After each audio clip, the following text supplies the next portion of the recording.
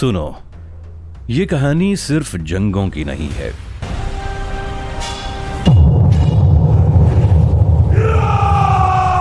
ये उस सल्तनत की डूबती हुई सांसों की कहानी है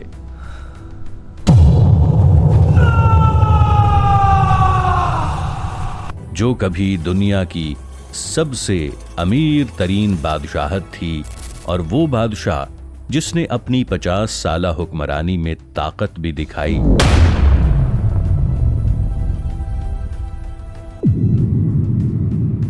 और वो गलतियां भी की जिन्होंने सल्तनत के दिल में वो दरारें डाल दी जिन्हें आने वाले बादशाह कभी न भर सके। औरंगजेब आलमगीर।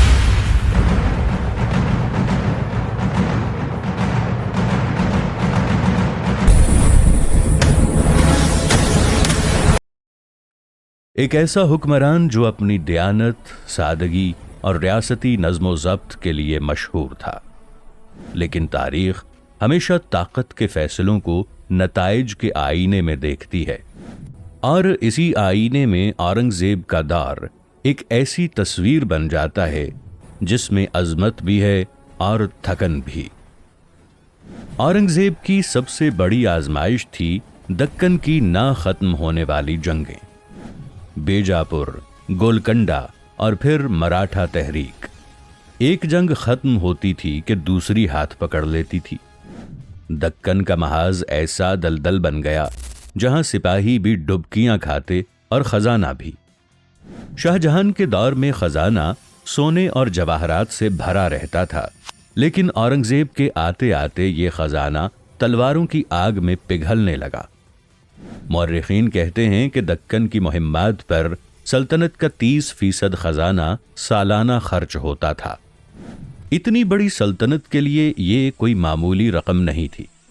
ये जिंदगी का खून था जो मुसलसल कम हो रहा था।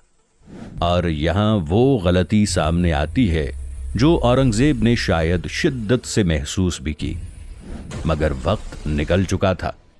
मराठों के साथ कई मौके पर मुकालमा, सुलह और सियासी सौदेबाजी मुमकिन थी।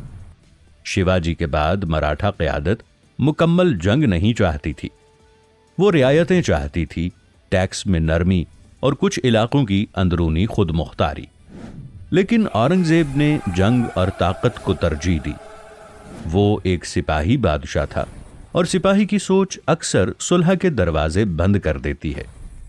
अगर 1670 से 1680 के दरमियान वसी सतह पर कोई मुआहिदा हो जाता तो शायद दक्कन की आग थम जाती, लेकिन ये आग बढ़ती गई, बरसों पर फैलती गई, और आखिर में सल्तनत के कंधों पर एक ऐसा बोझ डाल दिया जिसे उठाना नामुमकिन था।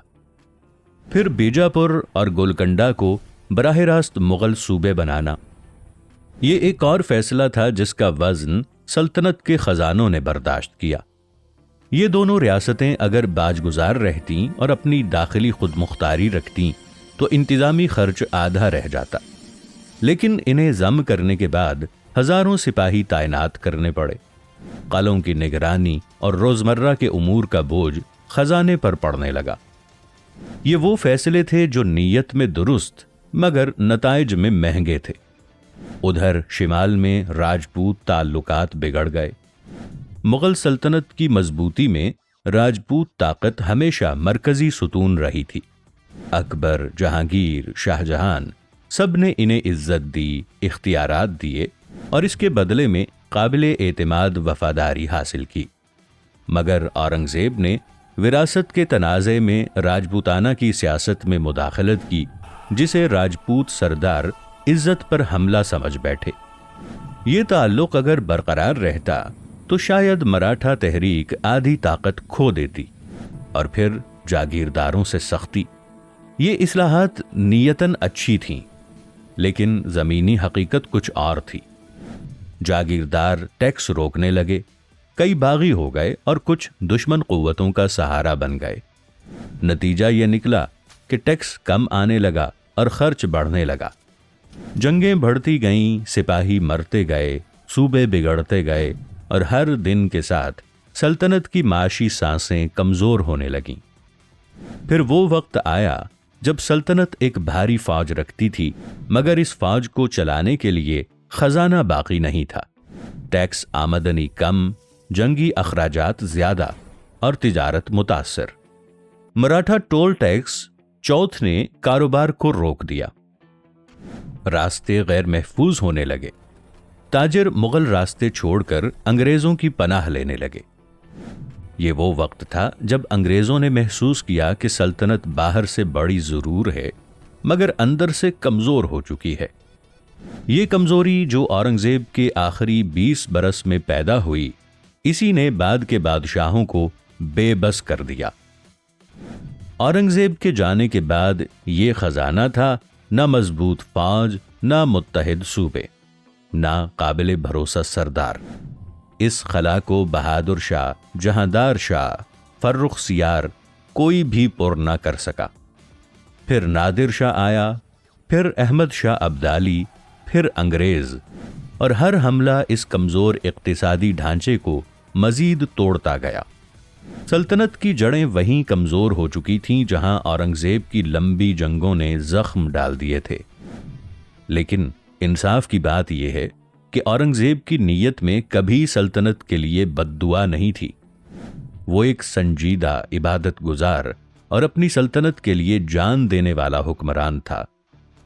وہ غلطیاں کرتا تھا، لیکن وہ غلطیاں سلطنت کی حفاظت کے نام پر تھیں۔ آخر میں مورخین لکھتے ہیں، اگر اورنگزیب کی سختی نہ ہوتی تو مغل سلطنت اس کے دور میں ہی گر جاتی۔ وہ جنگوں کا قیدی بھی تھا اور تاریخ کی مجبوری بھی۔ سلطنت کا زوال اس کے جانے کے بعد آیا، کیونکہ اس کے بعد کوئی ایسا ہاتھ باقی نہ رہا جو سلطنت کو ایک جگہ تھام کر رکھتا۔ یہی تاریخ کا فیصلہ ہے، اور یہی وہ تلخ حقیقت ہے جس نے ایک عظیم سلطنت کے آخری باب لکھے۔